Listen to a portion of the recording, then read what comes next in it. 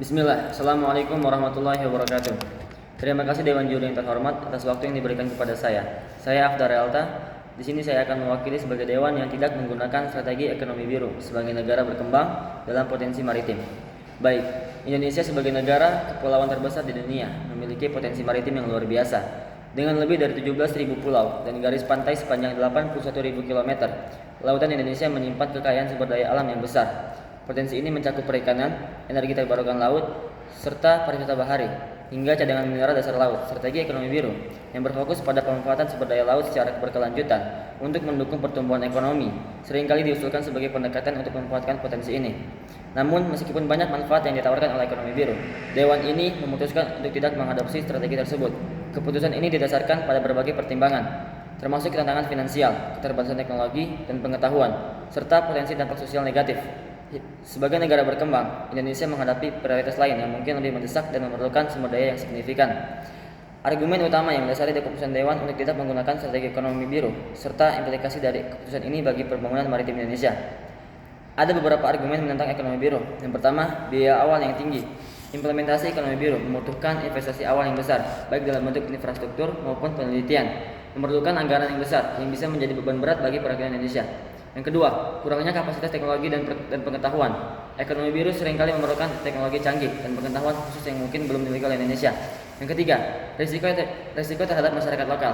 Jika tidak dikelola dengan baik, proyek ekonomi biru bisa menggeser masyarakat lokal dari mata pencaharian tradisional mereka, seperti nelayan kecil yang mungkin tidak bisa beradaptasi dengan perubahan yang cepat. Ini bisa memperparah ketidaksetaraan dan memicu konflik sosial.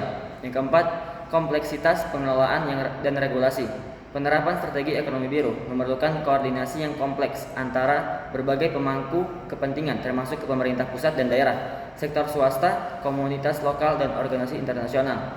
Yang kelima, ketidakpastian ekonomi dan pasar. Ada ketidakpastian mengenai permintaan pasar dan profitabilitas dari investasi ini dalam jangka pendek yang kurang menarik dibandingkan dengan sektor-sektor lain yang sudah lebih mapan. Yang keenam, ancaman lingkungan yang kompleks. Meskipun ekonomi biru berfokus pada keberlanjutan, beberapa aktivitas seperti eksplorasi dan eksploitasi sumber daya laut dalam deep sea mining bisa membawa risiko lingkungan yang besar jika tidak dikelola dengan hati-hati. Ekosistem laut yang belum sepenuhnya dipahami, yang pada akhirnya bisa merugikan lebih banyak daripada manfaat yang diperoleh. Dengan mempertimbangkan argumen-argumen ini, keputusan untuk tidak mengadopsi strategi ekonomi biru mungkin dilihat sebagai langkah yang lebih bijaksana untuk Indonesia pada tahap ini, sampai negara ini memiliki kapasitas yang memadai untuk mengatasi tantangan-tantangan yang ada dan memastikan bahwa manfaat yang diperoleh benar-benar melebihi biaya dan risiko yang dihadapi. Dalam mempertimbangkan argumen-argumen di atas, penting untuk mengakui bahwa meskipun ekonomi biru menawarkan banyak manfaat potensial, ada tantangan signifikan yang perlu diatasi. Sebagai rekomendasi, Indonesia bisa mengambil pendekatan bertahap dalam mengadopsi ekonomi biru. Pertama, fokus pada proyek percontohan. Memulai dengan proyek percontohan di beberapa daerah untuk mengevaluasi efektivitas dan dampak strategi ekonomi biru sebelum menerapkannya secara nasional. Hal ini memungkinkan penyesuaian kebijakan berdasarkan pengalaman lapangan. Yang kedua, penguatan kapasitas lokal. Investasi dalam pendidikan dan pelatihan untuk meningkatkan kapasitas teknologi dan pengetahuan lokal, serta mengurangi ketergantungan pada teknologi asing.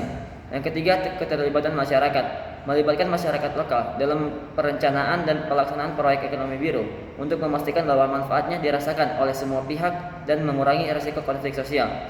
Yang terakhir, pendanaan yang berkelanjutan. Mencari sumber pendanaan yang berkelanjutan seperti kemitraan publik swasta atau hibah internasional untuk mendanai inisiatif ekonomi biru tanpa membebani anggaran nasional.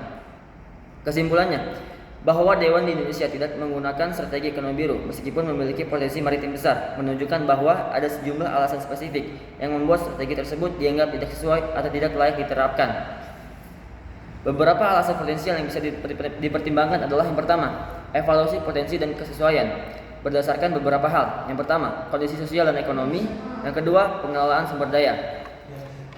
Hambatan implementasi berdasarkan beberapa hal, infrastruktur, teknologi, sumber daya manusia. Yang ketiga, prioritas lain berdasarkan beberapa hal, pembangunan infrastruktur darat, stabilitas politik dan ekonomi. Yang keempat, pertimbangan ekonomi dan keuangan. Yang pertama ada investasi besar. Yang ketiga, risiko finansial. Yang terakhir, kepentingan nasional. manfaat jangka pendek versus jangka panjang, dan politik dan sosial. Secara keseluruhan, keputusan untuk tidak mengadopsi strategi ekonomi biru di Indonesia mencerminkan pertimbangan mendalam terhadap berbagai faktor yang mempengaruhi kesesuaian dan keberhasilan potensi implementasi strategi tersebut. Hal ini menunjukkan pendekatan yang hati-hati dan berbasis bukti dalam menentukan strategi pembangunan yang paling sesuai dengan kondisi dan kebutuhan spesifik negara. Meskipun ekonomi biru menawarkan potensi besar bagi Indonesia sebagai negara maritim, ada tantangan signifikan yang harus diatasi sebelum strategi ini dapat diimplementasikan secara efektif.